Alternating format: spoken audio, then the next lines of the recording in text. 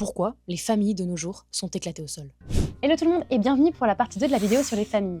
Aujourd'hui on se retrouve pour la suite, donc pour continuer un petit peu les différents points que j'aimerais aborder avec vous pour justement lancer le débat, lancer la conscientisation, essayer de voir un petit peu comment agir d'une manière beaucoup plus saine dans nos familles, comment créer des relations qui ont beaucoup plus de sens, et on commence tout de suite avec ce premier point.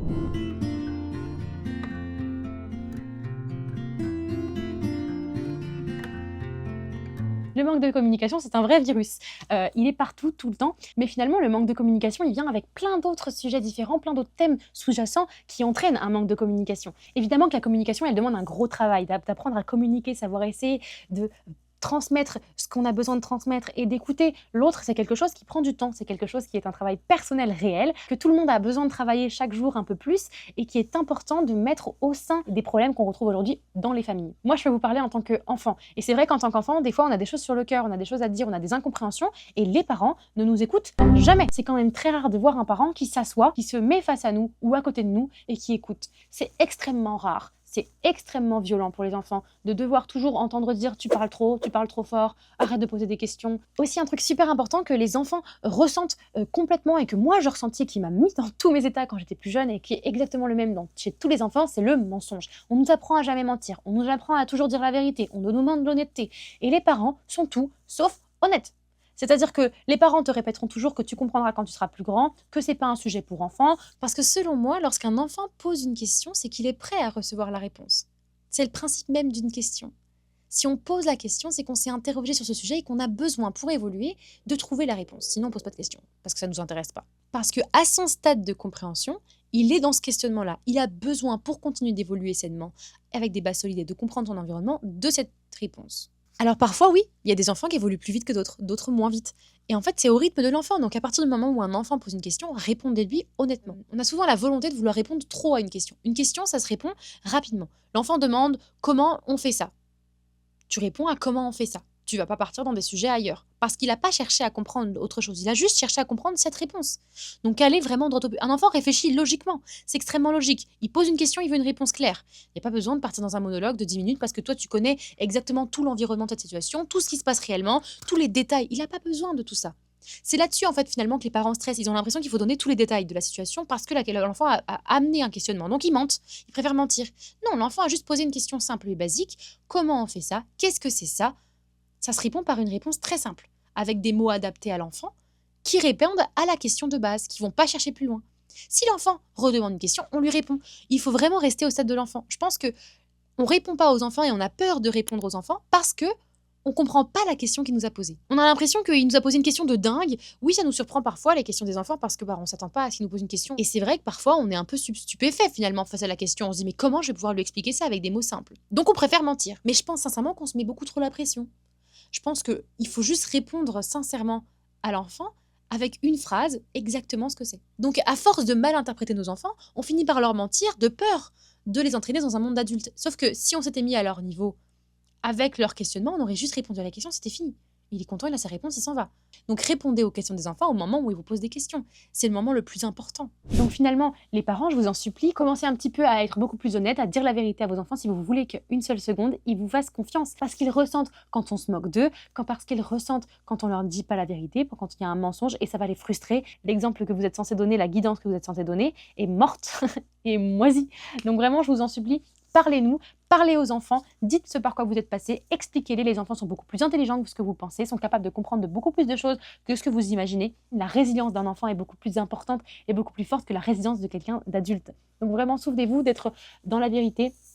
Parlez des échecs que vous avez eu dans vos vies, parlez des situations difficiles que vous avez vécues parce que ça va permettre à vos enfants d'emmagasiner du vécu, d'emmagasiner de l'expérience et surtout de pouvoir comprendre le monde beaucoup plus sainement parce qu'ils auront aussi vu les côtés sombres, les côtés compliqués et qu'ils ne pourront donc pas tomber dedans puisqu'ils seront au courant. Souvent on dit tu fais une expérience, tu verras si c'est positif ou négatif. Oui, très bien, mais c'est sûr que si tu n'as aucune idée de ce qui t'attend dans la vie, eh bien tu vas avoir beaucoup plus de mal à te lancer et à aller faire des bonnes décisions. Alors que si tu avais un petit peu plus été honnête avec ton enfant, il aurait beaucoup plus de facilité à avoir les outils et les clés pour évoluer d'une manière beaucoup plus saine. Parce qu'il comprend et qu'il sait dans quel environnement il est et comment agir différemment. Donc adaptez votre vocabulaire, adaptez tout, mais ne jamais mentir à un enfant. C'est le plus grand danger dans lequel vous pouvez vous mettre dans votre relation parent-enfant, famille-enfant de toute façon. Et surtout aussi, il y a quelque chose, au-delà du fait que j'ai l'impression vraiment les gens ne s'écoutent plus aujourd'hui, qu'on a vraiment perdu ce temps-là de se poser et d'essayer de OK, j'ouvre complètement mon esprit. Qu'est-ce que tu veux me dire?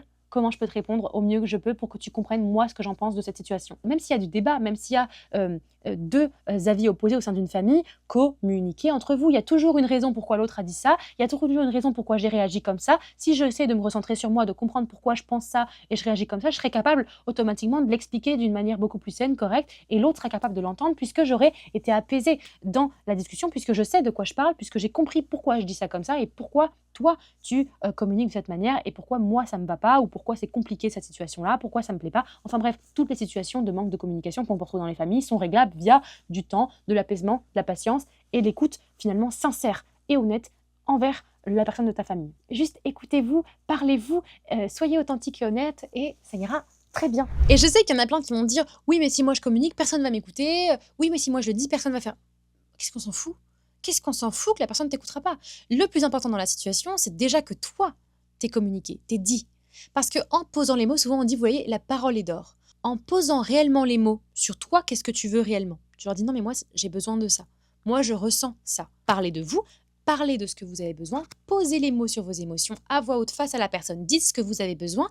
En faisant ça, vous libérez la parole, vous libérez votre émotion, vous libérez votre énergie et surtout, vous vous respectez. Parce que vous avez dit qui vous étiez, vous avez affirmé qui vous étiez, donc vous retrouvez une forme de stabilité, une forme de protection. Et peu importe finalement comment c'est reçu, déjà vous aurez gagné en force, en stabilité, en courage, en sérénité.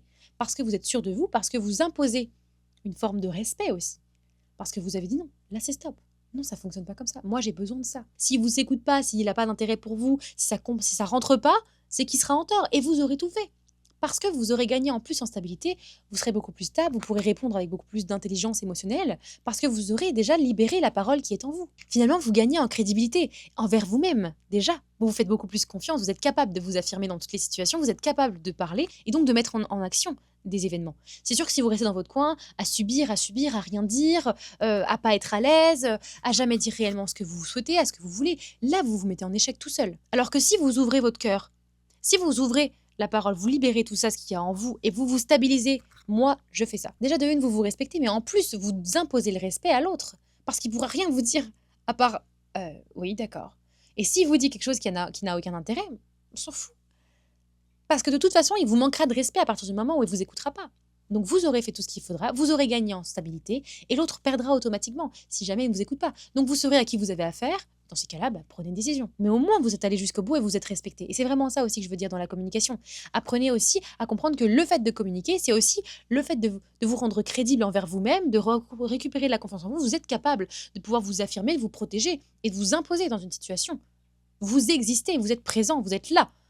Protégez-vous et soyez là pour vous-même. Déjà, de une. Parce que finalement, j'ai vraiment cette sensation et cette impression que le manque de communication vient surtout avec le manque de conscientisation de l'autre. On oublie complètement les étapes par lesquelles passe l'autre, les émotions par lesquelles passe l'autre, la manière de penser de l'autre, et on voudrait, sous quel prétexte je ne sais pas, que tout le monde pense comme nous, que tout le monde soit d'accord avec nous, que ce soit logique notre manière de penser. Mais en fait, finalement, on pense d'une manière qui n'est pas toujours évidente pour les autres si on n'arrive pas à s'exprimer. C'est pour ça que la communication devrait être au centre de tout, puisqu'elle nous permet justement de pouvoir parler et expliquer pourquoi nous on pense comme ça, ce que nous on a besoin et comment on peut trouver une manière de pouvoir communiquer ensemble et de pouvoir partager des moments ensemble. Moi je parle en tant qu'enfant parce que c'est ce qui m'a marqué quand j'étais plus jeune, mais que ce soit les grands-parents avec les enfants, les oncles, les tantes, personne ne s'écoute. Finalement, on attend de l'autre qu'il agisse d'une manière sans jamais pour autant se poser la question, mais est-ce que cette personne comprend ce que j'ai besoin? Est-ce qu'elle comprend comment agir correctement avec moi parce que je suis mal à l'aise dans cette situation, parce que je suis en colère quand elle m'a dit ça? Est-ce que tu t'es exprimé réellement? Parce que finalement, il y a beaucoup de non-dits dans les familles, on sait très bien, on met tout sous le tapis, sous le lit, et on ne regardera jamais, et au fur et à mesure, ça va créer des discordes, alors que finalement, il y a un problème, oui, ça arrive dans toutes les familles, dans tous les moments de ta vie, tu auras des problèmes, et tu vas directement le régler, c'est-à-dire que tu vas directement te poser, respirer, comprendre ce qui s'est passé et essayer de te dire, ok, là j'ai pas compris, j'ai besoin de compréhension, là on m'a pas compris, il faut que je m'exprime, là j'ai l'impression que les gens ne font pas attention à moi, alors je vais le dire. Là, j'ai besoin d'aide, alors je le dis. Dites les choses que vous avez besoin, dites pourquoi vous en avez besoin et essayer de comprendre comment l'autre l'a compris, pourquoi l'autre n'a pas agi de cette manière-là. Tout simplement, souvent parce qu'il n'a pas compris, parce que tu t'es pas exprimé ou tu t'as juste pas communiqué. Et donc vraiment, je trouve que aujourd'hui, tout passe un peu par nous. Moi, je suis pas contente. Moi, tu m'as fait du mal. Oui, mais d'accord, mais l'autre dans tout ça. C'est-à-dire que oui, tu es capable de t'exprimer sur cette chose-là, mais qu'est-ce qui s'est passé? Pourquoi ça en est arrivé là? Comment c'est possible? Et souvent, la réponse est toujours dans le non-dit. Et bien évidemment, après, il y a toute la partie malveillance qui est d'accord là. Ok, on s'en va en courant, on part en courant, on tourne le dos et on n'en parle plus. Mais la majorité des familles qui explosent aujourd'hui, c'est des non-dits, c'est des manières d'agir qui sont différentes, des manières de penser qui sont différentes, un manque de compréhension de toute la famille envers une personne, un manque d'écoute aussi, un manque d'ouverture d'esprit et surtout un manque de douceur et d'amour au sein des familles. Mais au-delà de ça, les parents ont vraiment du mal à nous écouter réellement. Ils ont toujours réponse à tout, ils ont toujours mais une réponse qui est bien trop rapide. Je ne sais pas comment vous expliquer, mais ça nous met tellement en colère. En tant qu'enfant, ça nous fait perdre complètement confiance en nos parents parce qu'on ne se sent pas écouté, parce qu'on ne se sent pas compris. Une situation classique, j'ai un questionnement, j'ai quelque chose que j'aimerais faire, qui me tient à cœur de faire, et puis finalement, je le demande. Et au moment où je le demande, au lieu d'avoir quelqu'un en face de moi, de ma famille, qui s'assoit, qui m'écoute et qui me dit ok, mais pourquoi? Qu'est-ce qui se passe? Pourquoi tu veux agir comme ça? Qu'est-ce qui s'est passé? Enfin, des questions pour m'écouter attentivement, une écoute active. Eh bien, on va tout de suite me dire non, c'est pas possible, non, c'est pas bien, faut pas faire ça. Et voilà. Voilà, tais-toi maintenant. Ça suffit, je t'ai répondu. Euh, mais j'ai pas compris. Et ensuite, j'avais vraiment ce besoin de m'exprimer, ce besoin de comprendre pourquoi je peux pas faire ça ou pourquoi ça, c'est pas possible, ça fonctionne pas comme ça. Et toi, tu me réponds juste, non, ça ne fonctionne pas comme ça. Dans la vie, tu fais pas ce que tu veux. En fait, finalement, on me moralise des choses sans vraiment aucune explication. Comment voulez-vous que moi je comprenne? Comment voulez-vous après que je revienne vers vous pour une question? Comment voulez-vous qu'un enfant ou qu'une autre personne, après une réponse aussi rapide, sans aucune écoute réelle, sans aucune empathie, compassion, intérêt envers moi, j'agisse après? Je ne reviendrai pas te poser la question. L'humain est quand même assez logique sur plein de points. Si quelqu'un t'a répondu sèchement plusieurs fois, si là une personne ne te fait pas attention à toi, tu ne reviendras jamais pour lui poser une question. Donc finalement, les liens de confiance se détruisent aussi comme ça, parce que les gens ne s'écoutent pas, parce qu'il n'y a aucune considération de l'autre. Et donc ça, pour moi, c'est tellement important. Et après, finalement, les enfants sont tellement en colère contre leurs parents, ils ne les comprennent pas. Et donc agissent par eux-mêmes, ce qui met encore plus en colère les parents, puisque les parents ont été là, mais oui, mais je te l'avais dit, mais machin, mais truc. Oui, mais tu l'as dit d'une manière qui n'a aucun intérêt, parce que tu t'es jamais remis en question. Parce qu'à chaque fois que tu me disais quelque chose, tu me le disais d'une manière moralisatrice, tu te mettais au-dessus de moi, tu me regardais comme si j'étais qu'une merde, tu penses que je ne peux pas comprendre, donc tu ne me l'expliques pas, et ensuite tu me reproches d'avoir fait quelque chose alors que tu ne m'as jamais expliqué le pourquoi du comment. Tu m'as juste dit non, ne fais pas ça. Mais non, ne fais pas ça, ça ne veut rien dire. Voilà, ça ne veut rien dire. C'est une phrase qui ne devrait même pas exister au sein d'une communication avec une famille. Tu vois, c'est vraiment important de faire comprendre ça. Oui, peut-être que tu as dit quelque chose, mais c'est aussi la manière dont c'est compris. Prendre le temps de communiquer avec quelqu'un, c'est prendre le temps d'écouter. Et je pense que les enfants se déconnectent complètement de leurs parents au moment où justement les parents ne font plus attention à eux, qu'il n'y a plus vraiment d'intérêt. Que l'importance des parents aujourd'hui, c'est qu'il ait des bonnes notes à l'école, qu'il trouve un travail, et voilà. Non, l'importance des parents, ça devrait être vraiment qu'ils comprennent son environnement un maximum pour qu'ils puissent trouver des solutions par lui-même et être de plus en plus indépendants et autonomes. Ça devrait être ça, pas le travail, l'activité absolument qu'il devrait faire tous les mercredis soirs alors qu'il ne l'aime pas, Non, ça c'est à l'enfant de choisir réellement ce qu'il va faire et il le fera à partir du moment où il aura les clés pour le faire. Si on l'oblige à faire quelque chose alors qu'il n'a pas compris pourquoi, alors qu'il ne comprend même pas son environnement, qu'il ne sait pas s'exprimer correctement, que les relations sociales autour de lui sont complètement détruites, comment voulez-vous que votre enfant prenne des bonnes décisions? La base de tout dans une relation parent-enfant, c'est l'authenticité, l'honnêteté et la bienveillance dans les communications qu'il y a, parce que le parent est censé être la personne qui doit le guider un maximum. Et c'est vraiment ça que je veux dire aujourd'hui. Et je voudrais aussi rassurer tous les enfants qui se sentent en colère avec leurs parents. Je voudrais leur dire que c'est normal, ça fait partie de l'évolution, on est tous passés par là, on a tous été en colère par nos parents, on a tous vu que le négatif chez nos parents à un moment donné. Dans le jugement beaucoup de nos parents, à dire ouais, jamais je ferai comme ma mère, jamais je ferai comme mon père, moi je veux avoir une vie différente, nanana. On le répétera tous, on le dira tous, mais je vous assure qu'à un moment donné, on va finir par comprendre, et vous le saurez, que finalement les parents, c'était la première fois qu'ils étaient parents et que ils sont perdus aussi dans la vie parce que l'environnement dans lequel on vit aujourd'hui est compliqué, parce que les choses dans lesquelles on vit est compliqué à vivre et donc les parents, ils n'ont pas la réponse à tout. Parce que s'ils l'auraient, le monde irait mieux aujourd'hui.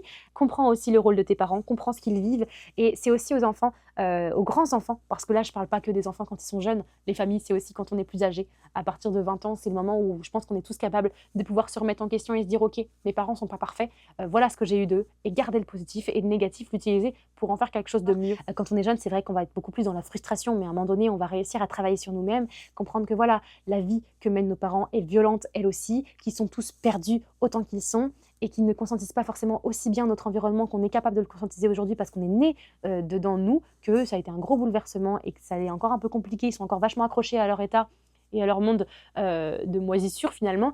Et donc vraiment, tous les jeunes qui m'écoutent, ça va le faire. On va se reconnecter à nos parents, on va se reconnecter à leur manière de penser, on va essayer de comprendre que voilà, c'est la première fois qu'ils sont parents, qu'être parent, il n'y a pas vraiment de règles précises, que c'est toujours compliqué, qu'ils ont fait le mieux qu'ils ont pu au moment où ils l'ont pu avec leurs connaissances, leur manière de faire, et que oui, il y a des erreurs, et que oui, c'est compliqué, mais à un moment donné, il faut aussi avoir de la patience et du recul suffisant pour se dire là, c'est pas très grave. Là, vraiment, c'est sûr que ça aurait été mieux si, mais bon, c'était si. Et je pense aussi que dans la vie, il faut savoir choisir ses combats, chercher l'importance réelle. Être toujours en volonté de vouloir toujours avoir raison. Être toujours en volonté de vouloir toujours imposer. Dites ce que vous avez besoin, faites ce que vous avez besoin pour vous sentir à l'aise. Si l'autre ne vous écoute pas, si l'autre n'a pas d'intérêt pour vous, allez arrêtez. Arrêtez de combattre quelque chose qui n'a pas de sens, qui n'aura pas de finalité. Mais respectez-vous. Combattez pour vous protéger, et respectez-vous. Tous les combats ne sont pas bons à prendre, et surtout tous les combats n'ont pas d'intérêt. Des fois, soyez honnête avec vous-même, posez-vous la question, est-ce que ça a vraiment d'intérêt que je fasse cette action, honnêtement? Est-ce que c'est pas un peu par ego, par frustration, par colère? Si c'est par ça sert à rien de le faire.